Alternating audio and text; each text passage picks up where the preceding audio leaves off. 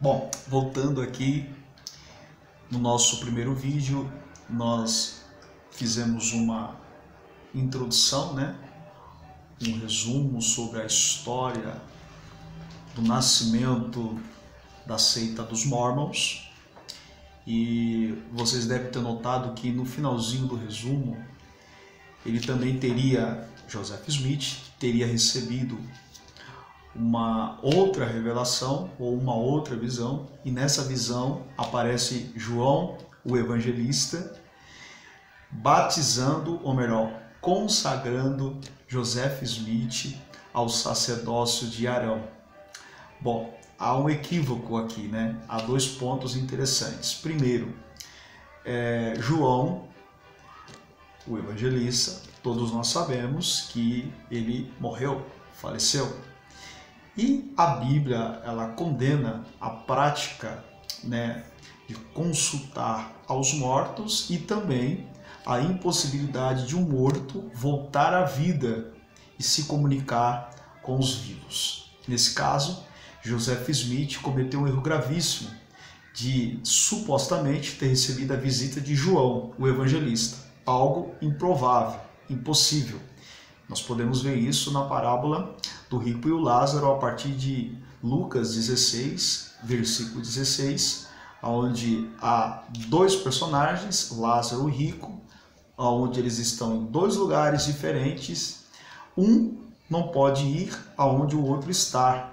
E também o rico, ao falar ao pai Abraão da possibilidade dos seus 5 irmãos ir para aquele mesmo destino, ele tenta voltar à terra para alertar os seus 5 irmãos. O pai Abraão alerta ele que não há possibilidade, porque há um abismo e eles têm as leis e os profetas. Se eles não ouvirem as leis e os profetas, tampouco virão morto. Então, aqui nós temos a impossibilidade de alguém que morreu voltar à vida. Então, nesse caso, Joseph Smith, nas suas revelações, já cometeram um erro gravíssimo, algo que não é permitido pela Bíblia, pela palavra de Deus.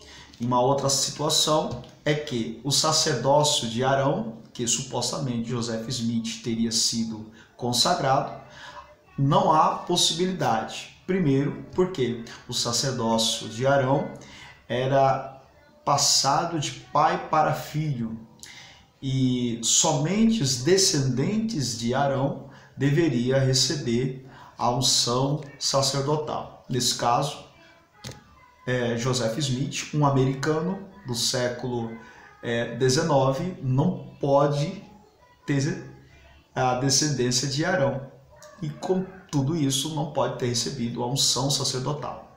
Bom, eu queria nesse segundo vídeo também agora entrar nas algumas crenças e refutações bíblicas. Nós vamos aqui fazer um apanhado das principais crenças que defendem os mormons e iremos apresentar textos bíblicos que refutam esses ensinamentos errôneos. O primeiro deles está na página de número 9. Quanto à salvação, como que se dá a salvação entre os mormons? Na página 9, acompanhe comigo aí, a leitura diz assim: salvação. A salvação vem pelas obras, principalmente pela obediência aos preceitos e às cerimônias da seita. O homem terá uma segunda oportunidade após a morte mediante o batismo pelos mortos. Os mormons vivos passam pelo batismo e outras cerimônias com a finalidade de beneficiarem os mortos. Ponto. Eu queria destacar alguns pontos aqui dessa crença dos mormons, ou uma crença mormon, quanto à questão da salvação. Primeiro, eles alegam que a salvação é pelas obras. Vocês devem saber que os mormons, eles têm como carro-chefe de fé a questão da compaixão, da caridade, de atos sociais. A assistência social dos mormons é quase que perfeita. Eles realmente ajudam muitas pessoas. E dentro disso, eles acreditam que dentro da seita, para ser salvo, tem que ser uma pessoa boa, tem que fazer obras sociais, tem que fazer doações, tem que fazer atividades para o bem do próximo. Bom, isso é um lado positivo, porém, não adquire a salvação. Quando você lê Marcos, capítulo 16, versículo 15,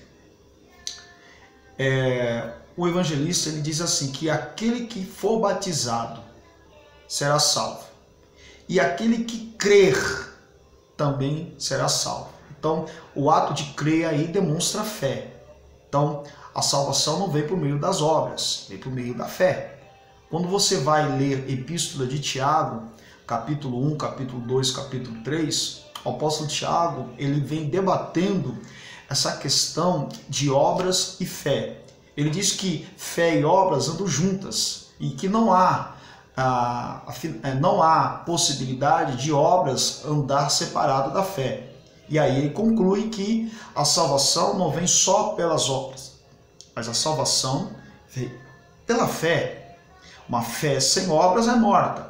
Então, obra não salva ninguém. Você pode ter várias atividades sociais que isso não vai lhe garantir o céu. Outra coisa interessante dentro da crença sobre salvação dos mormons é que se de repente alguém da família faleceu e esse alguém não fosse aceita ou viveu uma vida desregrada, através do batismo daquele membro vivo da família, pelo nome do morto que faleceu, esse morto que faleceu pode-se ter uma segunda chance depois que morrer e ir para o céu. Bom, a Bíblia vai dizer em Hebreus capítulo 9, versículo 37, que uma vez a pessoa morta, segue-se o juízo, ou seja, não há salvação depois que morrer, coisa que defende a teologia dos mormons. Outra coisa que eu quero chamar a atenção de vocês é sobre a questão do Espírito Santo. O que os mormons ensinam sobre a pessoa do Espírito Santo? Bom, na página 7, Espírito Santo, diz assim a apostila: é mais um Deus da Trindade com as mesmas características de Deus Pai, Filho e Espírito Santo. São em pessoa e forma do mesmo modo separados, como quaisquer outras pessoas o são em seu estado de mortalidade. Bom, aqui há um erro gravíssimo. Primeiro, os mormons, eles ensinam que o Espírito Santo tem as mesmas características do Deus Pai e do Deus Filho. Até aí, tudo bem, concordamos. A Bíblia ensina dessa forma. Mas o que eles ensinam é que o Pai, o Filho e o Espírito Santo são três pessoas distintas que se separam, que não atuam de forma conjunta. E isso, a Bíblia ensina o contrário. Primeiro, não existe a palavra Trindade na Bíblia. Você não vai encontrar a palavra, o nome, a nomenclatura Trindade na Bíblia. O que você vai encontrar as atividades da Trindade na Bíblia. E toda vez que a Trindade aparece na Bíblia, o Pai, o Filho e o Espírito Santo estão presentes. Eu vou te dar alguns exemplos. Gênesis capítulo 1, versículo 26, a Bíblia diz que quando Deus vai criar o homem segundo a sua imagem, segundo a sua semelhança, a Bíblia utiliza um termo no plural: façamos o homem segundo a nossa imagem e semelhança. Bom, Deus estava falando com quem? Sendo que o homem não havia sido criado. Deus estaria falando com os anjos? Não, não seria o caso. Nesse caso, entendemos que há um conselho da Trindade em que façamos o homem a nossa imagem e semelhança, seria na verdade um termo, uma palavra no plural, indicando que o Pai, o Filho e o Espírito Santo entraram em consenso para criar o homem.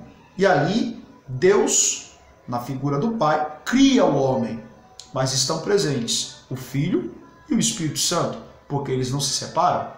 Quando você vai para Gênesis 18, quando Abraão ele recebe a visita de 3 varões, ou 3 anjos, A Bíblia declara em Gênesis 18 que Abraão se curva diante daqueles três seres, indicando que aqueles três seres eram seres especiais, divinos. Ali está a figura do Pai, do Filho e do Espírito Santo. Quando você vai para Mateus capítulo 3, versículo 16, no batismo de Jesus, Jesus está se batizando nas águas, a pomba desce representando o Espírito Santo, e os céus se abrem e a voz ecoa: eis o meu Filho amado, a quem me comprazo. Ali há a existência da Trindade. O Filho sendo batizado, o Espírito Santo em forma de pomba que desce e a voz de Deus ecoa. Então ali a Trindade está presente. Mas alguns cristãos têm dificuldade de entender um pouco da Trindade. Bom, se você pegar a Trindade, Pai, Filho e Espírito Santo, você vai ver que a função do Pai é criar, a função do Filho é salvar e a função do Espírito Santo é convencer, consolar, edificar, interceder.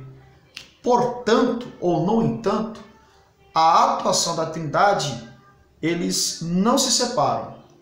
Deus cria, está lá o Espírito Santo, está lá o Filho. Jesus salva, está lá o Pai, está o Espírito Santo. O Espírito Santo convence, batiza, está presente o Pai, está presente o Filho. A Trindade não se separa, coisa que os mormons ensinam que a Trindade, na verdade, trata-se de três seres separados, quando a Bíblia ensina sobre a Trindade em forma única. É só você ter em mente a figura de um ovo. Um ovo tem a casca, tem a clara, tem a gema, mas não deixa de ser um único ovo.